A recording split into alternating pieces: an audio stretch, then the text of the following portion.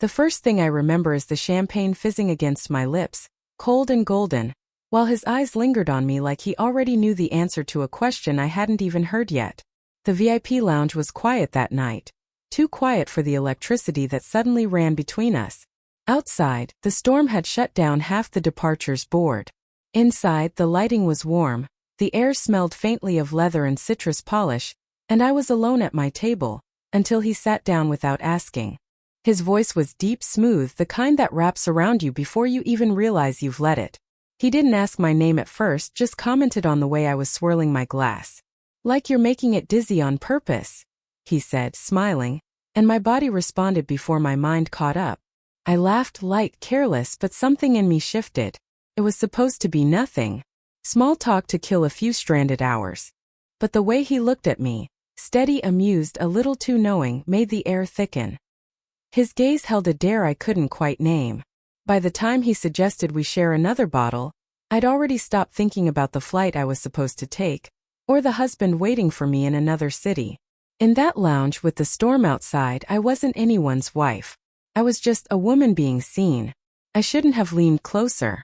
I shouldn't have let my knee brush his under the table. I shouldn't have let my hand linger on his when he passed me my glass. But I did. And when he asked quietly, "Do you want to make these delays interesting?" I didn't answer with words. I just smiled. I didn't know yet that saying yes would make the next morning unbearable. My marriage isn't a tragedy. That's what makes what I did so much harder to justify. Ethan, my husband, is smart, stable, predictable in the way a favorite sweater is. He loves plans, schedules, agreements we never need to renegotiate. We've been married 8 years, and for most of them I thought that was enough. But lately, I've been restless. It started as little things. I'd linger too long in front of the mirror before a work dinner, noticing the curve of my hip in a way I hadn't in years. I'd scroll through old photos of myself in my 20s, laughing with my hair wild, wondering when exactly I'd started tucking that part of me away. Ethan didn't notice. Or maybe he noticed and didn't know what to do with it. Either way, when my connecting flight to Chicago got delayed that night, he simply texted me, "Bad luck, honey. Get some rest in the lounge. See you tomorrow." I think part of me wanted to prove to myself, maybe to the universe, that I could still be unpredictable. That someone could look at me and see something dangerous, not just dependable.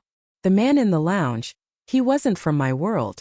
You could tell by the way he didn't rush his sentences, the way he seemed perfectly at home surrounded by strangers in suits and clinking glasses. His jacket fit too well to be off the rack, and his watch caught the light when he lifted his glass. But it wasn't just about money. It was about presence. We talked about travel, bad hotel coffee, how airports feel like a pause button on real life. Every time our eyes met, I felt that pause deepen, like we were stepping further out of the world I knew. I didn't ask what he did for a living. I didn't ask if he was married. Some truths I think we avoid because we already know the answer will make us hesitate. And hesitation wasn't what I wanted that night. The second bottle of champagne arrived like a quiet agreement.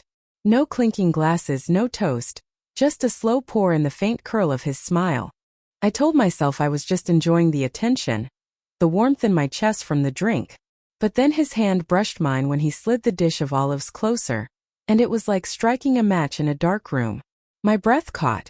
The lounge was filling up with stranded travelers, but somehow the noise faded. It felt like there was just us, a small island of shared glances in a sea of business calls and laptop screens. He leaned forward, elbows on the table, his voice low enough that I had to tilt closer to hear. I caught the faint scent of cedar and something warmer, skin warmed by wool. "You have that look," he murmured. "What look?" I asked, pretending I didn't already know.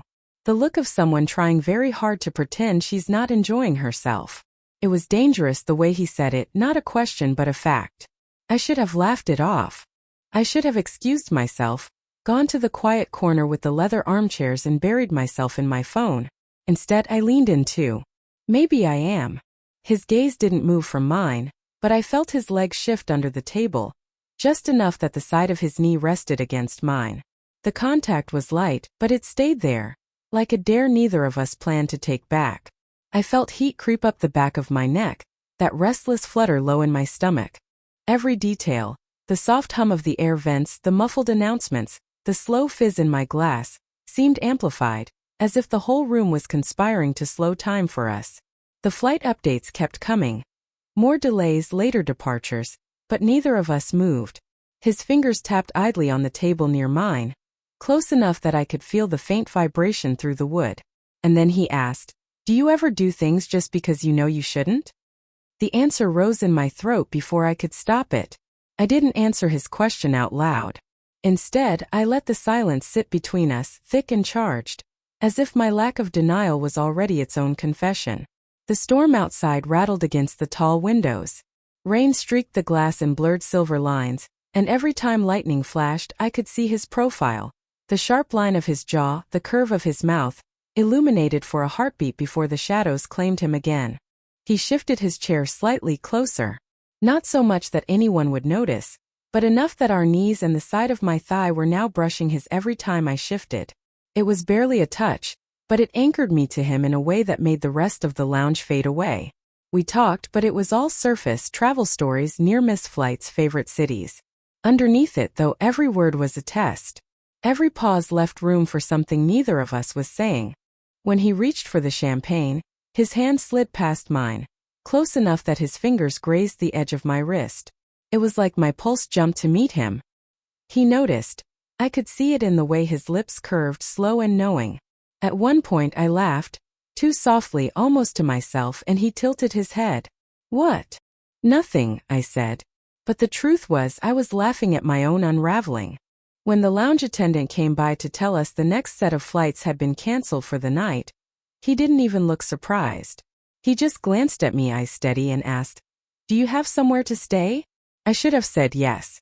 I should have mentioned my hotel, my husband, my life outside this storm. Instead, I hesitated long enough for the space between us to feel like it was narrowing with every breath. For a moment we just looked at each other. It wasn't a dramatic stare, no sweeping movie moment. Just two people caught in a very quiet, very dangerous agreement. And then he leaned back, breaking the tension just enough to say, "Come walk with me. The lounge is getting crowded." We left the lounge without speaking, our steps in sync as if we'd been walking together for years. The airport felt almost abandoned in that hour, long echoing corridors lined with closed shops and dim overhead lights. Every sound was amplified.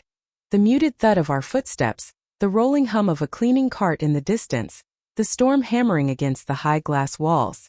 He didn't lead me anywhere obvious. No bustling restaurants or crowded gates. Instead, he turned down a side hall that ended in a quiet observation deck. A few worn leather chairs faced the runways, but the space was empty. Through the glass, the tarmac glistened under the rain, runway lights blinking like faint, distant signals. We stood side by side, both pretending to admire the view, though I could feel the heat radiating from him. When he finally looked at me, it wasn't sudden. It was slow, deliberate, as if he'd been building up to it. His gaze swept over my face, pausing just long enough to make my breath stumble. "You don't seem like the type to get stranded," he said quietly.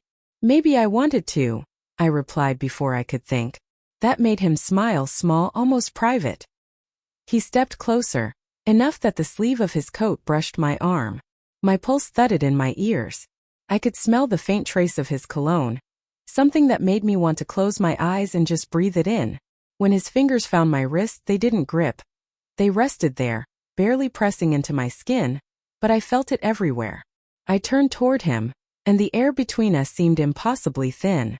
The moment felt suspended, like we both knew what came next, but neither of us wanted to rush it. Then the first crack came, the softest shift of his hand, his thumb tracing the inside of my wrist. My breath caught. I didn't move away.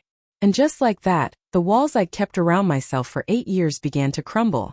It happened the way storms break, suddenly, but after so much silent buildup you realize it was always coming. One second we were standing apart, fingers barely touching. The next he closed the space between us like it was inevitable. His hand slid to the small of my back, warm through the thin fabric of my dress, and I felt my whole body lean into him before I could think to stop it. I could hear my own breathing, uneven, shallow, over the distant rumble of thunder outside. His head dipped, his mouth brushing the air just beside my cheek, and that almost touch was worse than contact. My skin tingled in anticipation, my pulse hammering so loud I was sure he could feel it. When his lips finally grazed mine, it was slow testing, like he was giving me the chance to step away. I didn't. My hands found his coat, clutching the fabric, pulling him closer. The kiss deepened, still unhurried but carrying a weight that made my knees unsteady. His fingers moved along my spine in a deliberate path, each inch sending a shiver through me. My body ached with a kind of hunger that wasn't just physical. It was the hunger of being seen, wanted, claimed in a way that felt almost dangerous.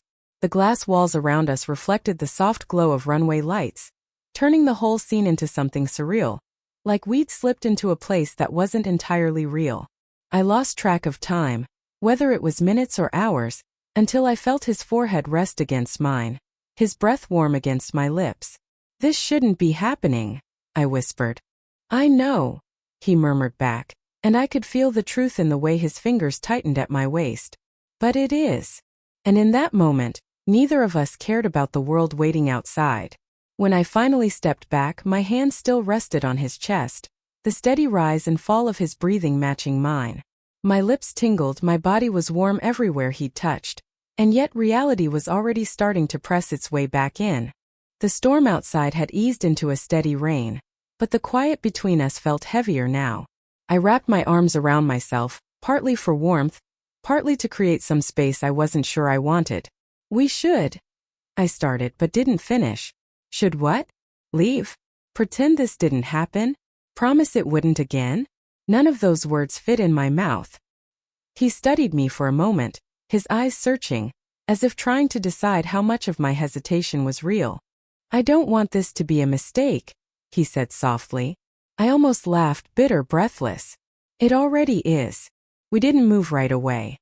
Instead, we stood there in the dim light, listening to the muffled announcements echo down the empty hallways. Somewhere, a cleaning machine hummed past. It all felt so far away from what we'd just done. I knew I should go to my hotel, alone, wash off the scent of his cologne, erase the feel of his mouth on mine before it became something permanent in my memory. But the thought of walking away felt like tearing something out of myself. "Maybe we just let the night be what it is," he said finally. And I wanted to believe him, wanted to believe there could be a version of this where we didn't have to deal with the weight of the morning. But the truth was, the morning was coming, and something in my gut already told me that when it did, everything would be different.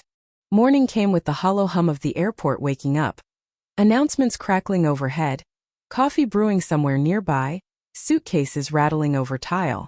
The night felt like a fever dream, too vivid to be real, too dangerous to have been imagined. We'd parted in silence a few hours before dawn. No promises, no goodbyes. Just that lingering look that said we both knew we'd crossed a line that couldn't be uncrossed. I showered, dressed, and tried to will myself into the version of me who'd arrived here yesterday. Polished, composed, ready for the business meeting Ethan had insisted I attend in his place. "It's important," he'd said. "This client could make or break the next quarter." By the time I reached the conference room, the hotel's polished walls reflecting my every step, I'd convinced myself I could do it. Pretend. Compartmentalize. File last night away in a locked drawer in my mind. Then I walked in.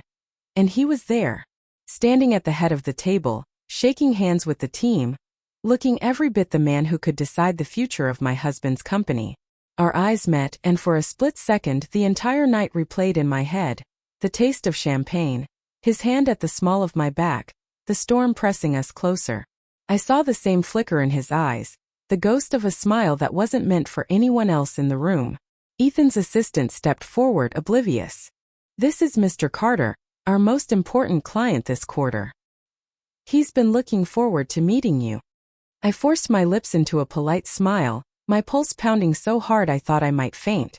"Likewise," I said, my voice smooth, betraying nothing. But under the table my fingers curled into my palm, nails biting into skin, because in that moment I knew two things for certain. 1, last night wasn't over. 2, if it happened again it wouldn't be an accident.